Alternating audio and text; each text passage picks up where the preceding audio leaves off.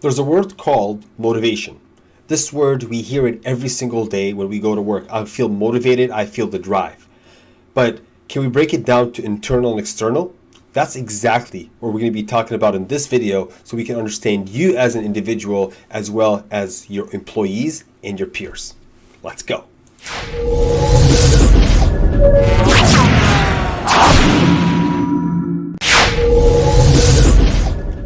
All right, so the word motivation, as I said, is a word that goes round and around and around, and we tend to hear it every single day.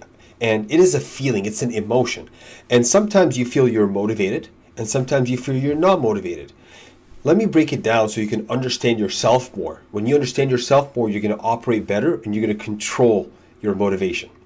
But before I talk about motivation, there's something I really want to talk about, something called the expectation. Now, expectation is key. Expectation is the reason of the happiness in terms of feeling and also disappointment. It's the reason where customers come back because you tend to deliver above expectation, or customers don't tend to come back. I want to bring small examples. So let's say, for example, I go to McDonald's. I'm going to McDonald's, I'm having the expectation that I'm going to get my meal in 10 minutes or in 5 minutes. That's a fast food chain restaurant. And that's why I went to McDonald's. So suddenly, if I'm at the, let's say I'm waiting for like 15 minutes for my food to come in, I feel devastated. You feel devastated. Why? Because our expectation was 5 minutes. It took 15. Well, if you want to go and grab a steak from like Morton's Steakhouse or whatever, you're sitting there. If it takes 30 minutes, 35, you're okay, right? Even if it takes 45, it's okay because your expectation is 45. Now, if they bring it in 30 minutes, then you tend to be happy. I also like to talk about a small example just to perceive things in a different way. Let's say I want to play in like a football or a soccer game, and I have A, all right, and I have a B person. So I talk to A, and A says, I'm a very good player. I play once every day, and I'm really good. So he gave me the expectation of 90%. Now I go to B, it's like I need another player. B is like, oh, I like play once a month. Like, all right, you know what? I'll come and join. So he gave me the expectation of 30%. Now what happens is we go to the game, and both of them, they perform at 70%. But when we tend to have the expectation, what you see is that this person underperformed and this person overperformed. All right? So although they performed both at 70%, but this person played really good and this person played really bad. Now, when you tend to look at it, this is how it happens also in deliveries. The customer has a certain expectation. They're expecting the thing to come in 5 days. Okay? And there's a couple of companies that are very famous in this. There's no expedite shipping. And when you ship, they tell you it's going to take you 7 days for your product to come in. What they do is they get it in with 2 days and 3 days. So what happens is, okay, you ordered, oh, okay, like 7 days, I'm going to dress it out like next Friday or next Saturday. You go home, and then you find that box. That's your shoe, right? So this is the expectation. And then all what you go out and talk about is the good experience because you had an expectation of 7 days. They fed you the expectation of 7 days. If you go to those websites, you don't have an expedite shipping 1 or 2 days. Right? Similar to Amazon, 2 days. If they take 3 or 4, we feel very bad. So now we understand what expectation is. Now we're going to plug it into motivation. Now, let's flash back when we were 18 years old or 17 years old. We first graduated high school, or maybe we did not finish high school, but we were at that level where we want to land our first job and get our first pay. We did not, when we sat on that table, we did not communicate. We did not negotiate heavily in terms of how much money I'm going to take or what is my salary. All right. We might have, but at the same time, it's like, I really want to start working. We go to work, we suit up, we get everything prepared, we go to work, we work so hard, and we are driven by what we call the internal motivation. Something from the inside, like we want to work, we want to deliver, we want to give the society. Now what happens is, we tend to go day after day after day and we feel very motivated. Now, mismanagement and misleadership sometimes underpays its people and doesn't give them the right task or doesn't give them the right position. So what happens is, let's say I'm getting underpaid. Now I'm getting to 21 years old or 20 years old. I want to get married. So I want to like gather a little bit of cash on the side. What happens is that I start looking for money. Now, and start looking for my salary. Okay, like I'm making $3,000. Like that's not enough. I need to start making $5,000. So suddenly the drive inside you, the drive inside me, what happens is that when we're getting paid at 3,000, the early days we were so motivated to work. Now we start looking, how much is our peers making? Am I getting paid fairly? And then I start going to work. All what I think about is, am I getting paid enough? So now I shifted from the internal motivation off to the external motivation, which is money. Now, if management cannot see that, what will happen mainly is that this person is going to get very devastated and he's going to lose his drive.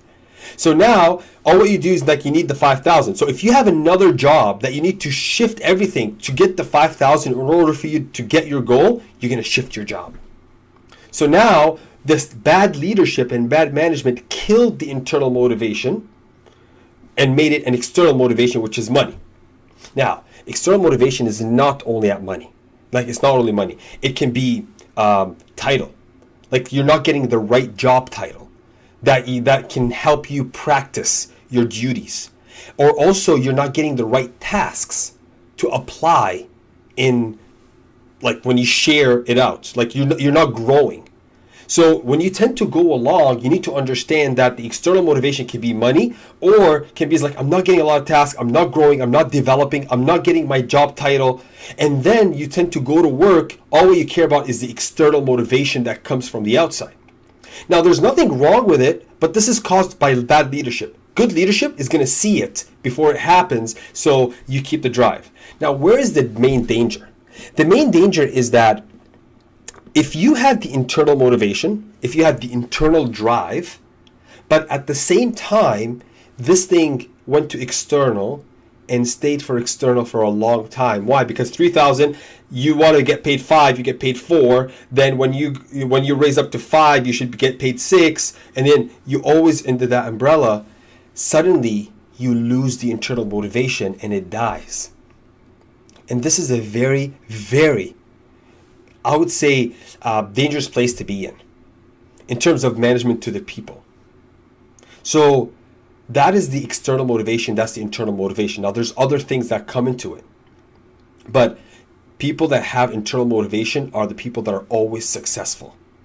And good leadership can have in his team internal motivation, even if people tend to get like 30, 35, 40, and 50. Now, let me tell you something. How does this all relate to the first part where we talked about the expectation? What is my expectation?